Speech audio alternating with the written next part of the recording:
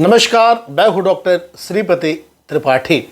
होलाष्टक की शुरुआत के पीछे की शास्त्र सम्मत मान्यता और आध्यात्मिक रहस्य जानिए इस वीडियो के माध्यम से। नमस्कार, मैं हूं डॉक्टर श्रीपति त्रिपाठी। फाल्गुन शुक्ल पक्ष की अष्टमी से लेकर होलिका दहन तक के 8 दिनों को धर्मशास्त्रों में होलाष्टक कहा गया है। इस अवधि में विवाह, मुंडन, गृह प्रवेश, यज्ञोपवीत, नामकरण, नई खरीदारी जैसे समस्त शुभ एवं मांगलिक कार्य वर्जित माने जाते हैं। इसके पीछे केवल परंपरा नहीं बल्कि गूढ़ आध्यात्मिक और वैज्ञानिक कारण भी बताए गए हैं। होलाष्टक शब्द का अर्थ है होली से पूर्व के 8 दिन। धर्मशास्त्रीय मान्यता के अनुसार ब्रह्मवैवर्त पुराण, भविष्य पुराण और निर्णय सिंधु जैसे ग्रंथों में फाल्गुन शुक्ल अष्टमी से पूर्णिमा तक के काल को अशुभ संज्ञक बताया गया है, जिसमें मांगलिक संस्कार नहीं करने चाहिए। होलाष्टक की शुरुआत कैसे हुई? पौराणिक मान्यता के अनुसार एक समय भगवान शिव गहन तपस्या में लीन थे। देवताओं ने कामदेव से निवेदन किया कि वे शिव जी का तप भंग करें ताकि सृष्टि की रचना आगे बढ़ सके। कामदेव ने जैसे ही अपने पुष्पबाण से शिव जी पर प्रहार किया तो शिव जी क्रोधित हो उठे और अपनी तीसरी आंख खोलकर कामदेव को भस्म कर दिया।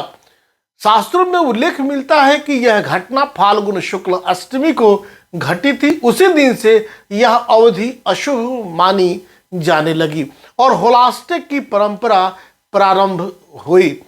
इस काल को तामस प्रभाव वाला समय कहा गया, जिसमें प्रकृति और मानव मन दोनों अस्थिर रहते हैं। एक अन्य मान्यता के अनुसार भगवान श्री कृष्ण फाल्गुन शुक्ल अष्टमी से लेकर पूर्णिमा तक 8 दिनों तक ब्रज में गोपियों के साथ होली खेलते थे। इसी कारण 8 दिनों तक होली उत्सव का आध्यात्मिक वातावरण बना रहता है। होलाष्टक में शुभ कार्य क्यों वर्जित है? धर्मशास्त्रों के अनुसार इन 8 दिनों में ग्रहों का उग्र प्रभाव बढ़ जाता है। अग्नि, वायु और सूर्य तत्व प्रबल रहते हैं। मनुष्य का चित्त चंचल रहता है, इसीलिए इसे साधना, जप, तप, दान और अध्यात्म शुद्धि के लिए श्रेष्ठ समय माना गया है, न कि भौतिक शुभारंभ के लिए। वैज्ञानिक दृष्टिकोण से यह समय ऋतु परिवर्तन का होता है। सर्दी समाप्त होकर गर्मी प्रारंभ होती है। शरीर की प्रतिरोधक क्षमता कमजोर होती है, जिससे मानसिक और शारीरिक असंतुलन बढ़ सकता है। इसलिए बड़े कार्यों से बचने की परंपरा विकसित हुई।